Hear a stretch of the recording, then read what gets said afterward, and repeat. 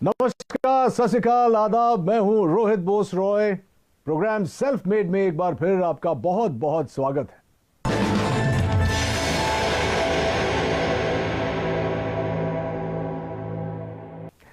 दोस्तों, हर बार हम आपको मिलवाते हैं देश के उन चुनिंदा हस्तियों से जिन्होंने अपनी सफलता की कहानी खुद गढ़ी है और लाखों युवाओं को प्रेरित किया है। इन्होंने चुनौतियों को अवसर में बदलना है।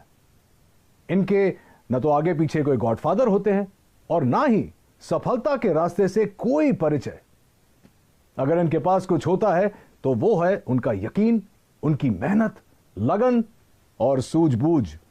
अपनी इन्हीं क्वालिटीज के कारण जब ये किसी मकाम पर पहुंचते हैं तब हम इन्हें कहते हैं सेल्फ मेड।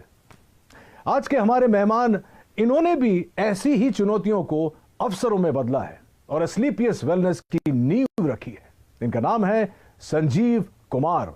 ये एस्क्लेपियस वेलनेस के सीईओ हैं और एमडी भी। संजीव जी, बहुत बहुत स्वागत है आपका सेल्फ मेड पे। बहुत सुना है आपके बारे में, बहुत सारी चर्चा होगी उस पर, लेकिन शुरुआत हो इस सिलसिले का उससे पहले इनकी सफलताओं के बारे में एक छोटी सी फिल्म हम लोगों ने बनाई है। प्लीज आइए देखते हैं। एस्क्लेपियस वेलनेस सेहत की दुनिया में कामयाबी और विश्वास का इकलौता नाम है।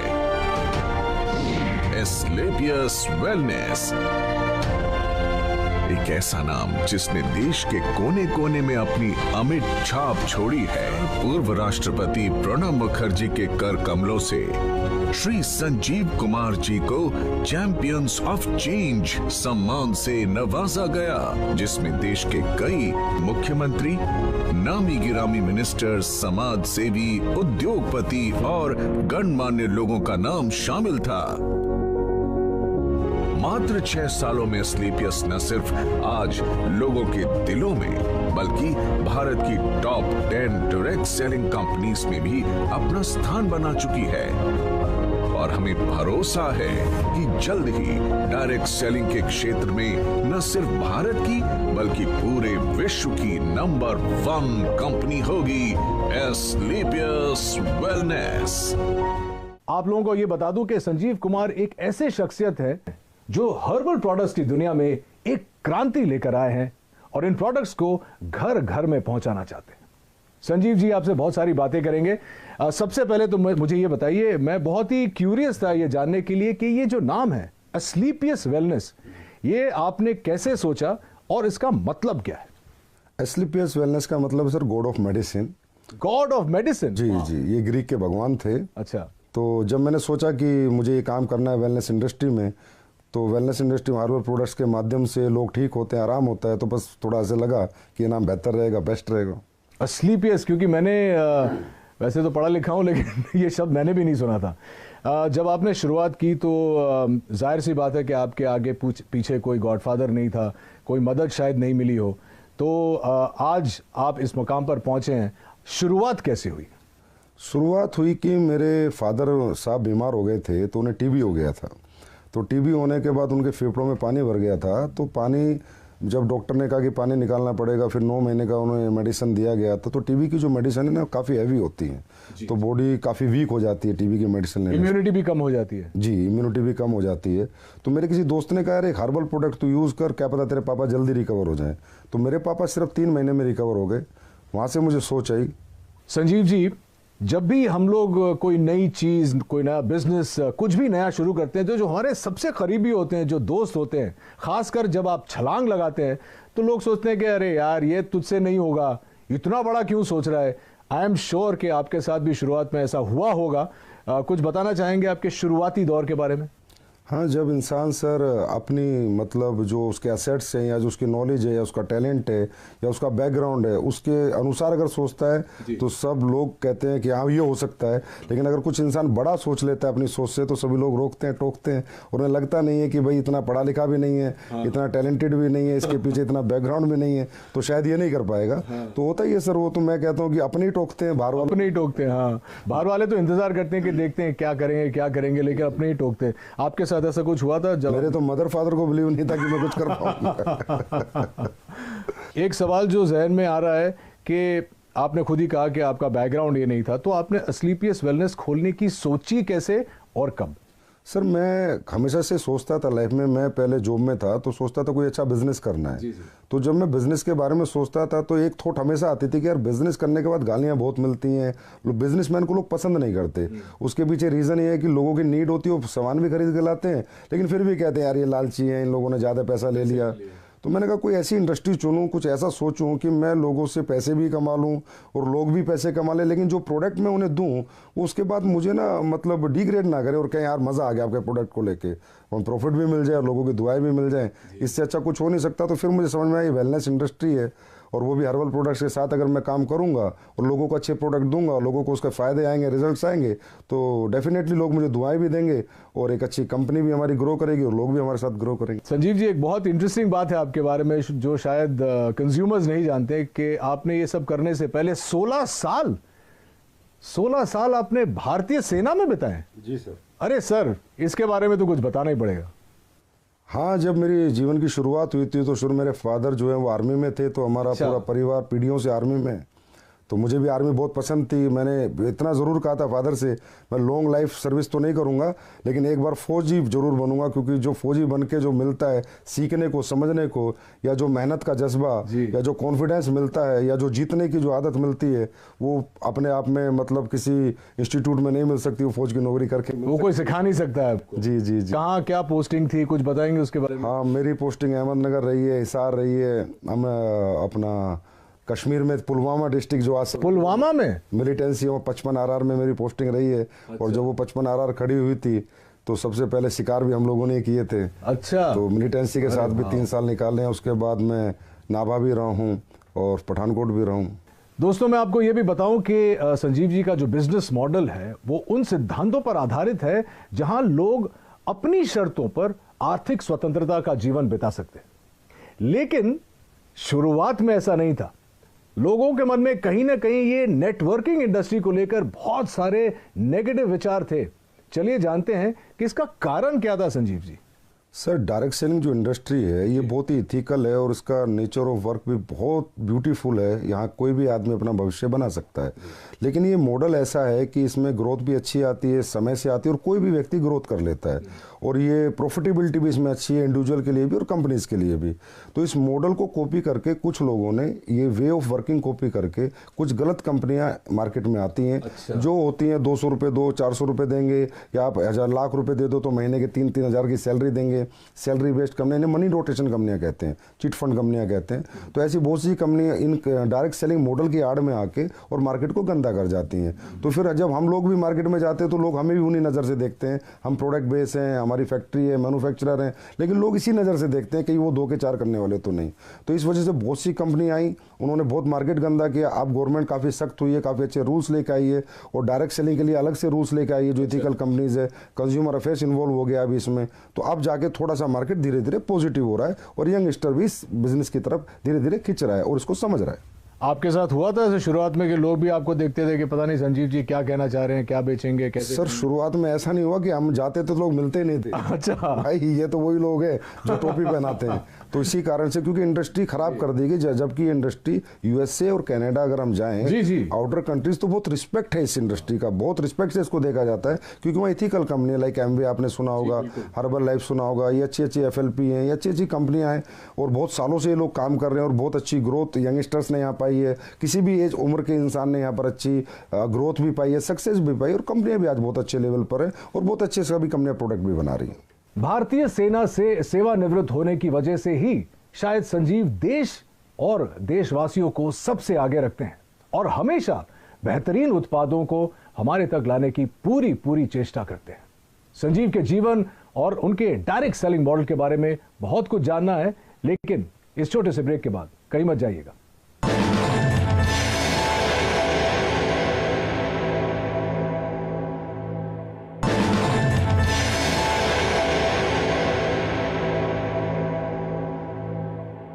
तो ये तो अच्छी बात है संजीव जी। तो ये बताइए हमारे ऑडियंस को कि इस वक्त आप किसी प्रोडक्ट पे काम कर रहे हैं या किसी प्रोजेक्ट पे काम कर रहे हैं। आपने मुझे अभी बताया कि आप कुछ लॉन्च करने वाले हैं, आप बताना चाहेंगे हमारे व्यूअर्स को? हाँ सर, प्रोडक्ट पे हम बहुत काम कर रहे हैं। अभी सप्लीमेंट्स पे हम काम कर रहे हैं, जैसे हर्बल पे हमने बहुत काम किया है। हर्बल पे भी काम कर रहे हैं, कुछ एडवांस लेके आ रहे हैं, कुछ एडवांस हर्बल प्रोडक्ट, कुछ एडवांस फूड सप्लीमेंट्स जो कि लोगों की हेल्थ के लिए अच्छे रहें, लोगों की वेलनेस के लिए अच्छे रहें। क्योंकि कहीं ना कहीं आजकल लाइफ स्टाइल डिजीज़ की मारामारी हो रखी है, हर इंसान लाइफ स्टाइल डिजीज़ से कहीं ना कहीं ग्रसित है।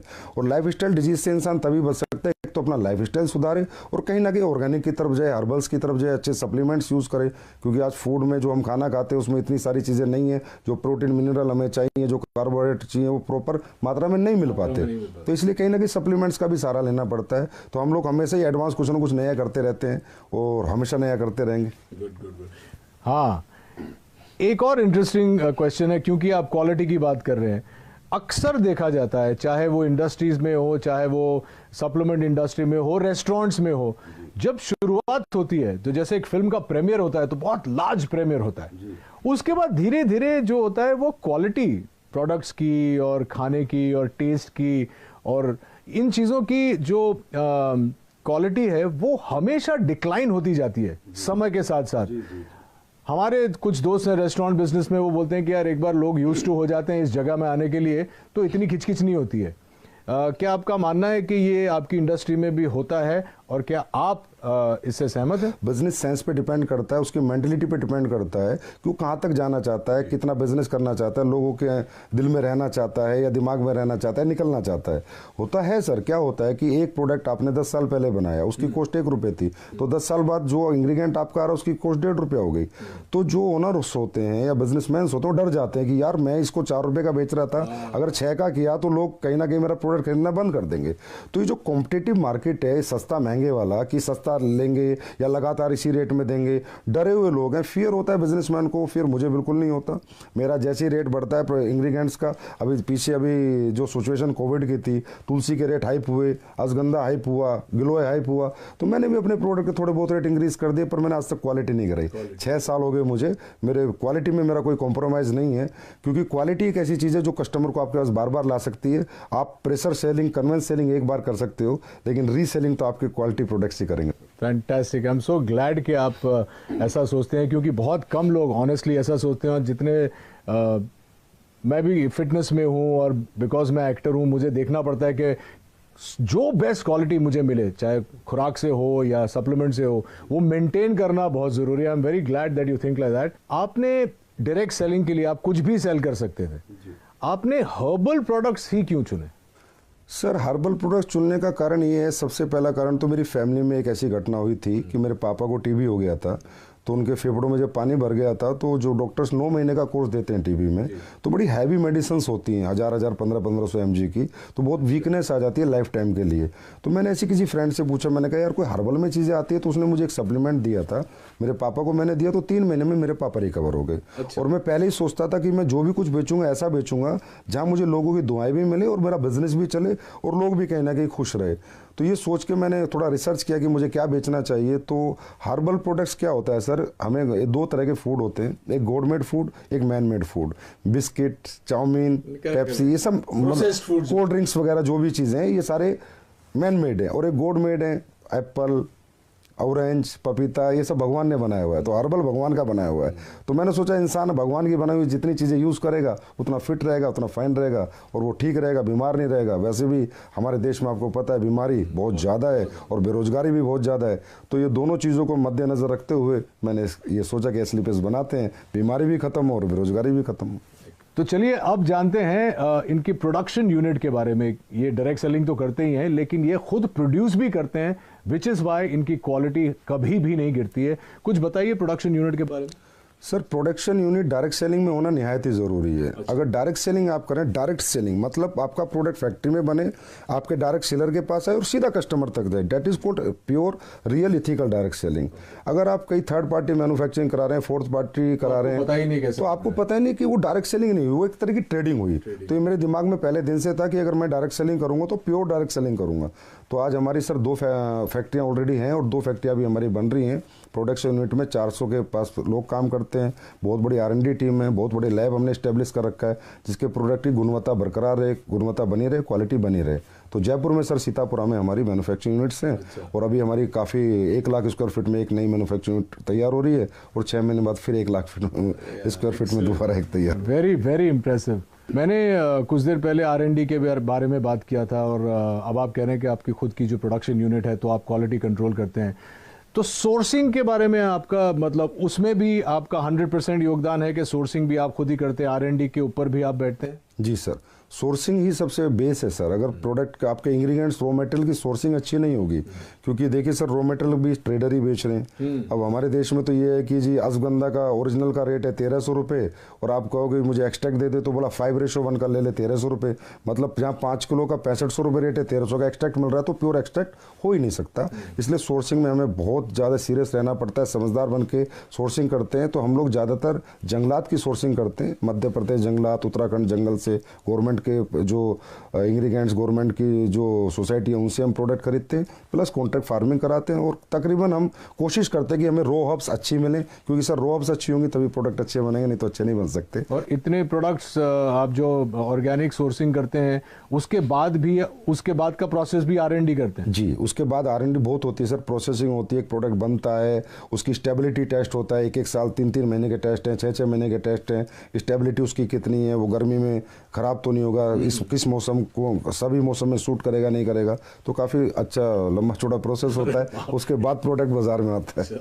दोस्तों कहते हैं कि हर्बल प्रोडक्ट्स आपकी जिंदगी बदल सकता है और असलीपियस वेलनेस ने इसे अक्षरशः साकार कर दिखाया है अपने बेहतरीन वेलनेस प्रोडक्ट्स और डायरेक्ट मार्केटिंग मॉडल के जरिए। अपने इन्हीं प्रयासों के लिए संजीव कुमार जी को भारत के पूर्व राष्ट्रपति श्री प्रणब मुखर्जी ने चैंपियंस ऑफ चेंज अवार्ड से नवाजा। संजीव के साथ बहुत सारी बातें करेंगे, लेकिन इस छोटे से अंतराल के बाद कहीं जाइएगा मत।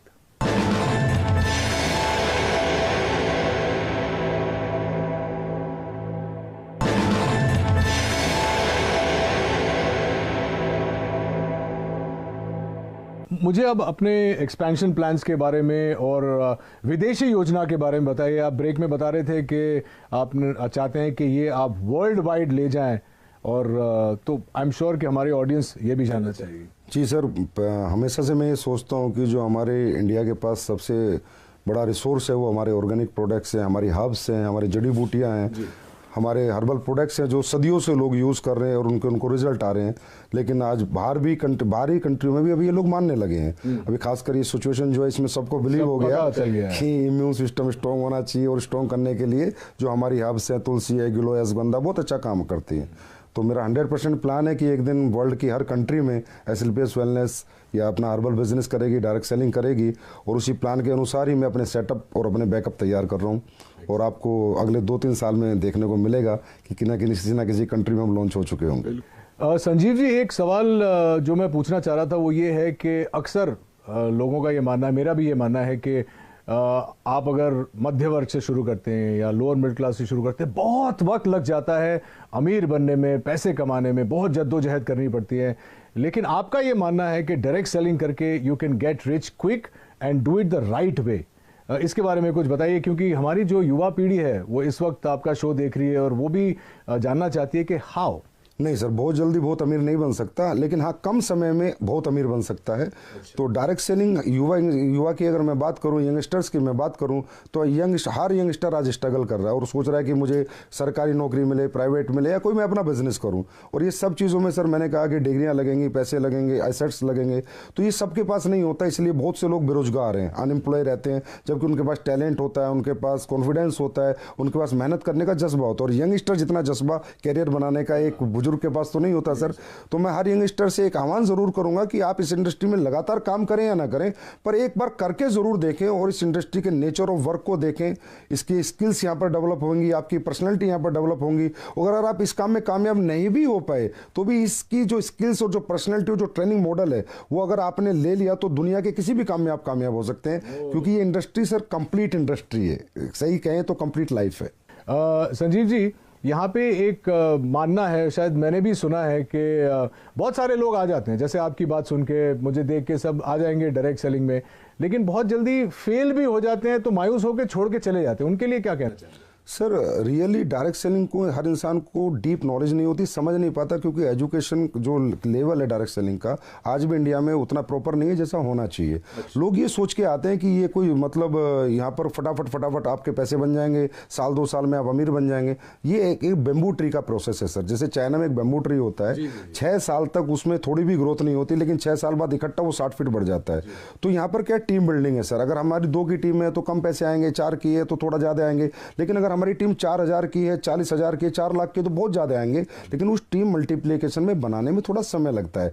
एटलीस्ट मैं कहता हूँ कि डायरेक्ट सेलिंग करने वाले किसी भी व्यक्ति को किसी भी कंपनी में कम से कम 5 साल देने चाहिए। उसके बाद उसे देखना चाहिए खड़े होकर कि आज मैं कहाँ पर हूँ, मेरी क्या ग्रोथ है, मेरी क्या सक्सेस है। और सर कोई भी व्यक्ति अगर यहाँ 5 साल टिक कर इस बिजनेस को करे तो यहाँ इतना बड़ा मल्टीप्लिकेशन होता है सर कि इंसान की लाइफ का भी, इंसान की इनकम का भी, इंसान की पर्सनैलिटी का भी, कि ही विल मतलब वो एहसास करता है 5 साल बाद कि हाँ मैंने कोई अच्छा बिजनेस चुना और मैंने कोई अच्छी ग्रोथ पाई। 2 सवाल मैं जाने से पहले आपको पूछना चाहूँगा। सबसे पहले तो आप कोई संदेश देना चाहेंगे हमारे व्यूअर्स को अपने बारे में, या अपने मॉडल के बारे में, या अपनी एथिक्स के बारे में? मेरा यही संदेश है कि एसलीपीएस वेलनेस बहुत इथिकल और अपने प्रिंसिपल पे चलती है। हमारी अपनी वैल्यूज़ हैं और हम लोग यही सोचते हैं कि हम बेहतर से बेहतर प्रोडक्ट कैसे बनाएं, बेहतर से बेहतर सर्विस कैसे दें, और लोगों को प्रोडक्ट देने के बाद उन्हें रिपीट अपने पास लेके आए और लोग कहें कि हमने यूज़ किया प्रोडक्ट, हमने पैसे नहीं गंवाए, और ये प्रोडक्ट जो इस पर्पज़ से हमने लिया था वो पर्पज़ हमारा सोल्व हो गया। तो मैं कहूँगा एक बार तो एसलीपीएस पे पक्का बिलीव करना चाहिए हर व्यक्ति को।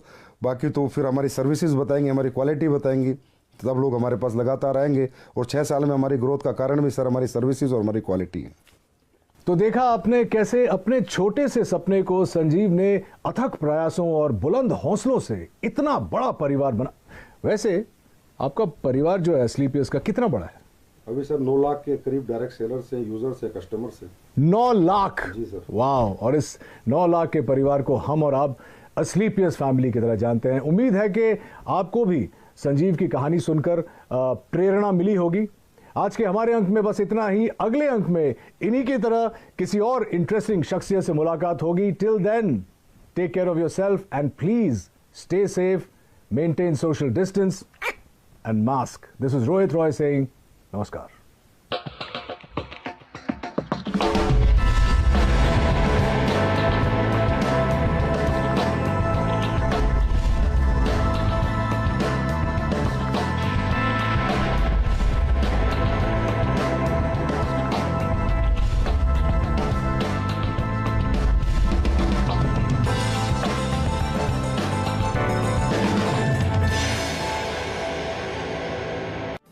देश में वित्त मंत्री तो एक ही है और बजट भाषण भी सब जगह सेम।